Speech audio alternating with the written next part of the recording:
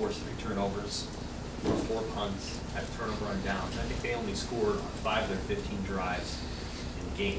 If they scored 34 points, they scored 31.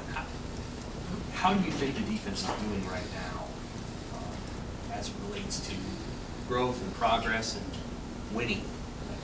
How did you think they played on Saturday with all the positives and yet the fact that they gave up? They played a good team Saturday, and I thought they battled. And statistically, we gave up too many points. You'd like to, we need to get some field goals instead of touchdowns and do better in the red zone. And overall, I think offense and defense both played well enough on Saturday to win a game. I'm not sure you can say that about our special teams performance. You got to put all those things together to win football games, and we're getting closer and closer every time we go out. But there were some signs of things that happened on defense that were really encouraging to me. Forcing turnovers, playing as hard as we did, getting more hats to the ball, being a little more physical, seeing some big hits.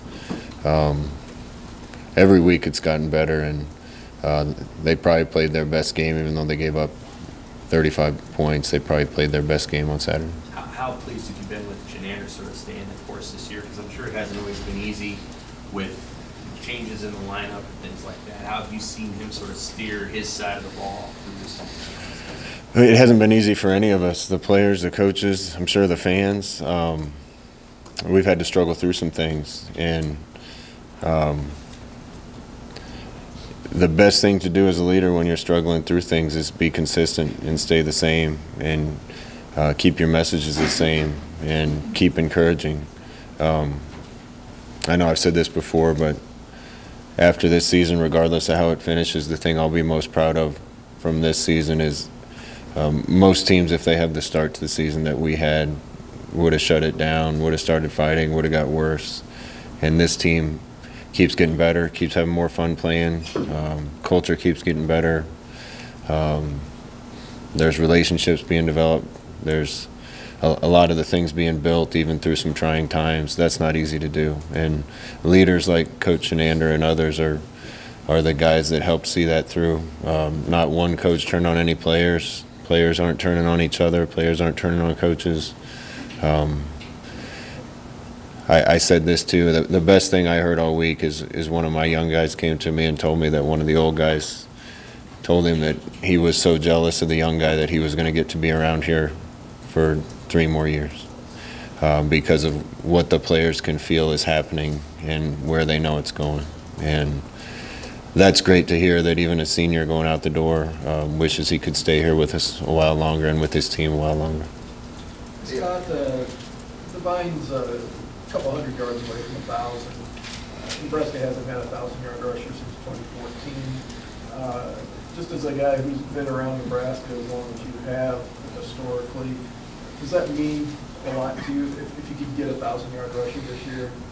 It would. Our first goal, obviously, is going to be win games, and we'll do whatever we have to on offense to win games. But I'd love to see Devine get to 1,000. I'd love to see Stanley get to 1,000 and JD get to 1,000. And I was just kind of made aware of their numbers today because I don't really look at that. But I think it's possible for all of them to do if we play well on defense. And if those guys hit those benchmarks, that probably means we put ourselves in position to win some games. Can that help you in recruiting too, just to have those tangible results on paper to show kids out there that this is what this offense produces? Yeah, probably. But I think, being out on the recruiting trail, kids see what our offense is about. And, man, if I was a young player in high school looking at our core of young players and especially our freshman quarterback, I'd want to come catch balls from him. So I think a lot of those things speak for themselves, but it always helps to have the proof on paper. And Stan and JD are both, and Devine, are all close to hitting a milestone. You've tried a lot of different guys as sort of the third receiver on the field with those two.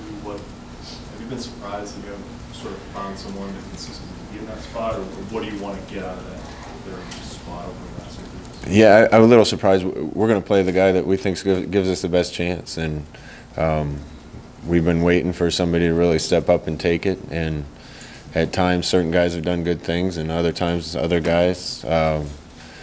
But we need more weapons on the field, and we'll keep keep searching until somebody steps up and takes that spot.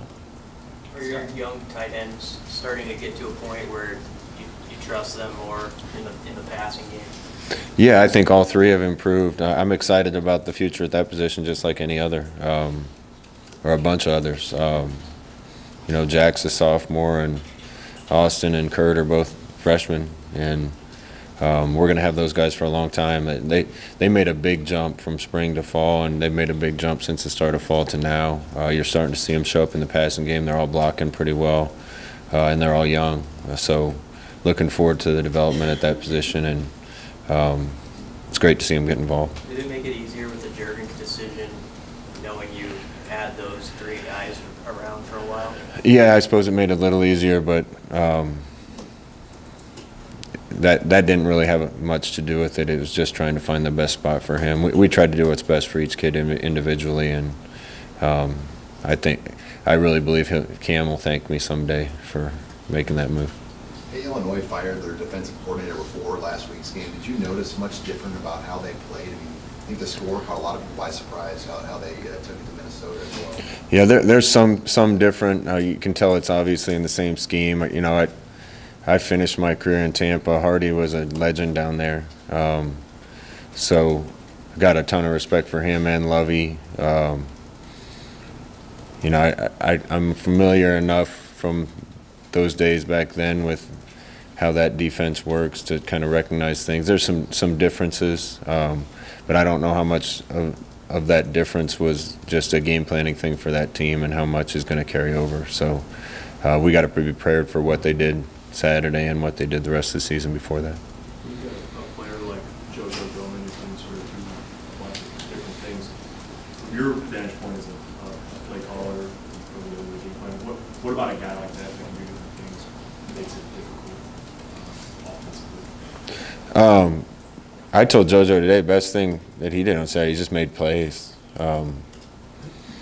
You know, JoJo can play safety, he can play outside backer, but when he got his chance, he went out there and made some plays, and not just a tackle here and there. He made some game-changing plays. And, man, we've been waiting for more guys to step up and do that. So awesome to get him back, and I hope he keeps having the success that he's having. And, you know, him knowing enough spots to move around will give us flexibility and hopefully make it a little harder on the other team.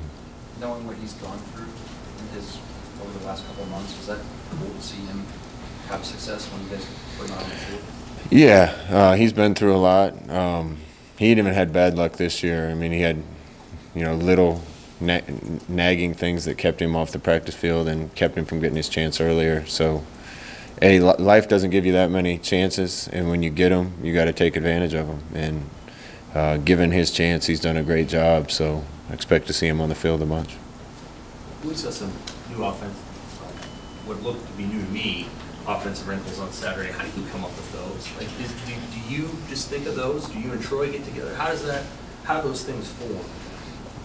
Just from watching a lot of tape, and you know, we invent some really good things, and some other times I laugh at myself after the game thinking, what was I thinking? That was never going to work. But as a staff, we can usually balance each other out and tell each other when one of the ideas is stupid. We had some good stuff for them Saturday. We'll try to put our guys in good positions again this week, and you just got to keep being creative. I think one of the secrets to what we do is running some different stuff every week and keep people guessing. So we'll go back to our bag of tricks and see if we can find anything else. Are there plays that are sort of quote-unquote left on the cutting room floor, just stuff that you guys brainstorm like, yeah, that won't work, and it just never makes it out of the coach's room? Or like, you know, they're like, do you like think of 20 plays and then pick 4, or how does that? No, we go in as a group on Sunday night and Monday night and kind of all present our ideas, and then we build off those ideas and come up with new ideas based on what somebody else is thinking, and come up with wrinkles. Even our GAs and interns and quality controls get involved. So any and all ideas are welcome, and we try to fit it all together so things are coupling with one another and setting things up. And we got a great staff from that standpoint because there's no egos. A ton of stuff gets cut, and usually more gets added as the week goes along, and we try to land on the best set of stuff that we think we can possibly land on to win a game. Scott, Urban Meyer after the game said that that's a two-win team that nobody wants to play right now. What's kind of your thought on hearing that from him? I suppose that's good to hear. It's not much of a consolation. We've had some great moral victories this year, and those don't count for anything. Scott, you guys got Breon Dixon onto the field on Saturday. Can you just maybe speak to his development that got him to this point and what he still has to do a bigger role? Well, we wanted to redshirt him, and we're within our last 4 games, so we're going to get him on the field. Hopefully he can help. He's still got a long way to go in some areas, but we need more depth and more guys on teams and on offense and defense, so hopefully he adds something. How much have you missed Tyron Ferguson? Do you anticipate him having much of a role these final 3 games? I hope so. You know, he's been hampered by minor injury for a while, so hopefully we get him back and healthy. And gosh, we need more depth. More depth will help us on defense. More depth will help us on special teams. And having a few guys hurt and not able to go hurts us from that standpoint. Do you wait until the offseason to kind of do the whole examination of special teams, or is it pretty clear now what's gone wrong on both the kicking and then the return teams? Yeah. Listen, we watch every game, every snap, a practice game. We know what happened and what went wrong. Some things can be fixed now. Some things are going to need other help to get fixed. And, you know, the block punt on Saturday was a miscommunication. That can't happen. Those guys have done that 200 times in practice, and they changed protection on one side, and one guy changed it and didn't tell the other 2. Those things can't happen in a big game. Some of the other things that happen, you know, we're probably going to have to wait and address in the offseason. Scott, how did your running backs come out of that game health-wise? And how does the second part of the question is, how does Maurice, how does he react in those big atmospheres like Michigan Stadium, Ohio Stadium? I mean, just a kid, you know. Maurice is going to be fine. I don't think there's a moment that's too big for him. His biggest issue, I've said this all year, is he needs a year in the weight room and a year to get bigger and stronger and a little more durable. But he went up to Wisconsin and had his best game to date at that point in a tough environment. He just got a little nicked up on Saturday and we couldn't use him as much. But both guys are good to go and we're practicing today. Hey, Scott, what's your impression of A.J. Bush, and what do you expect from him Saturday, maybe given the fact that he had played here or was in the program for a little bit before? That's like 3 schools ago. But, you know, just the fact that he has a history with Nebraska and what he's done since he's taken over as the quarterback there. I can only guess. I know A.J. by name and a little bit of tape from a long time ago and not much more. Know he played well last Saturday. And I know if I was playing a team that I used to play for and came back, I'd be excited to play. My guess would be he has a lot of fond thoughts and memories of this place because it's hard to leave here without thinking that way. But he's a good player, and he certainly played well on Saturday, and their offense looked completely different with him in there.